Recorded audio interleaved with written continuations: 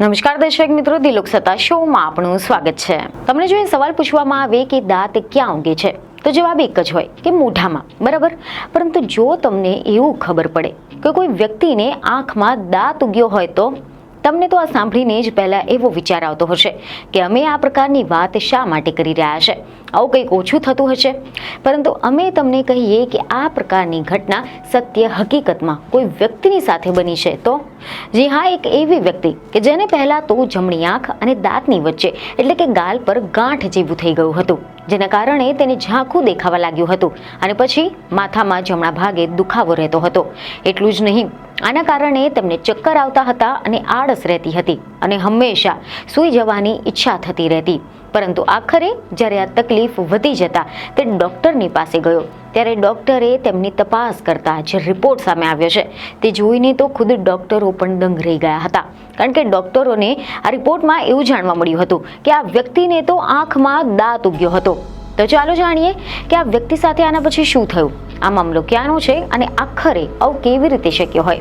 તો media report અનુસાર એવી માહિતી મળી રહી છે કે આ વિચિત્ર મામલો પટનાના Indira Gandhi institute of medical સાયન્સથી સામે આવ્યો છે કે જેમાં બિહારના સિવાન જિલ્લાના 42 વર્ષીય એક રહેવાસીને જમણી આંખમાં દાંત ઉગવા લાગ્યો હતો અને આ દર્દીનું ઓપરેશન કરનાર ડોક્ટર અને મેડિકલ સાયન્સના અમુક દુર્લભ મામલા પૈકી એક માની રહ્યા છે. 11 ઓગસ્ટના રોજ દર્દીની સર્જરી કરીને આંખમાંથી દાંત કાઢવામાં આવ્યો હતો અને તેઓ હાલ સ્વસ્થ છે.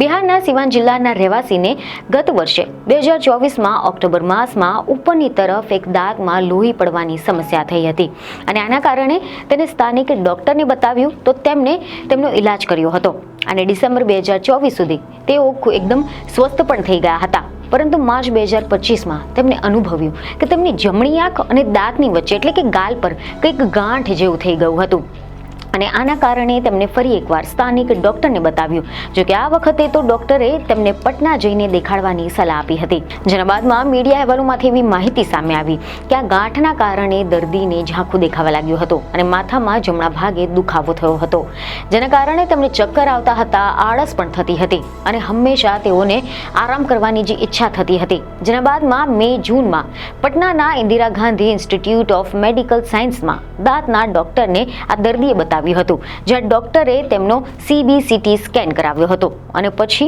એવું સામે આવ્યું કે આ દર્દીની આંખમાં તો દાંત છે. 11 ઓગસ્ટના રોજ ડોક્ટરે તેમનું ઓપરેશન કર્યું હતું અને હવે તેઓ સંપૂર્ણપણે સ્વસ્થ છે. તમને જણાવી દઈએ કે CBCT એટલે કે કોન બીમ કોમ્પ્યુટરેટેડ ટોમોગ્રાફી, સરળ શબ્દોમાં કહીએ તો એક પ્રકારનું એક્સરે છે જે મેક્સિલોફેશિયલ જે એરિયા છે તેનો એક્સરે કરીને 3D તસવીરો બનાવે છે અને આ ટેકનિકનો ઉપયોગ કરીને દાંત, મોં, જબડું તેમજ ચહેરાની જે પણ સમસ્યા છે તેને શોધી કાઢવામાં આવે છે કે જે સામાન્ય તપાસમાં પણ જોવા નથી મળતી. હવે આપણે વાત કરીએ કે આખરે દર્દીની આંખમાં આ દાંત કેવી રીતે નીકળ્યો.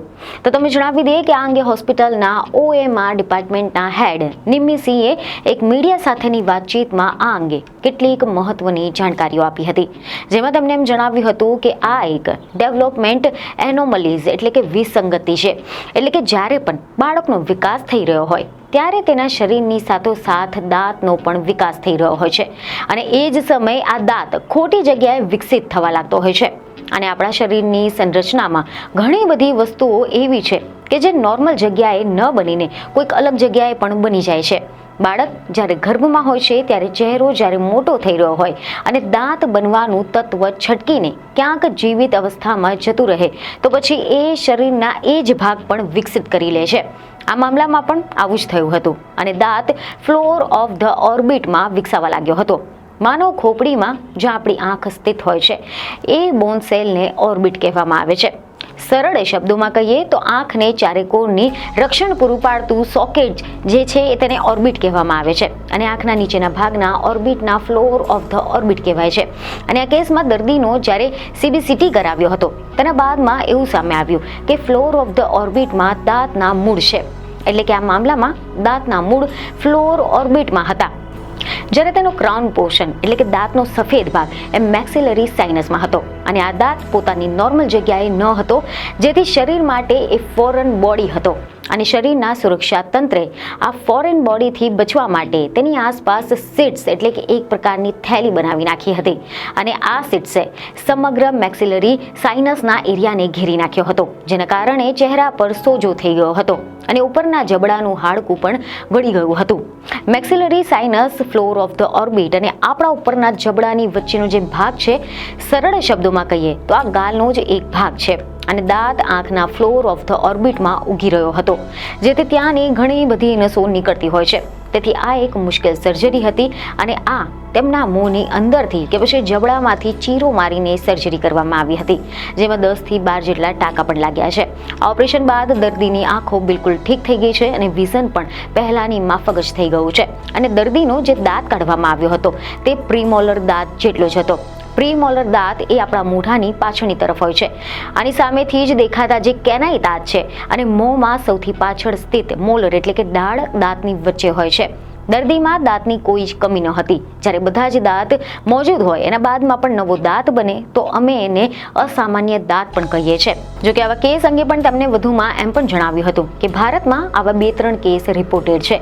વર્ષ 2020માં ચેન્નઈમાં ખ્યાત સર્જન SM બાલાજીએ આવું જ ઓપરેશન કર્યું હતું અને આ કેસમાં પણ દાંત ખૂબ જ મહત્વપૂર્ણ શારીરિક સંરચનાની નજીક આવી ગયો હતો, જેવું અમારા દર્દીના કેસમાં થયું હતું. બીજું એક ખબરો સાથે ફરી મળીશું. ધન્યવાદ.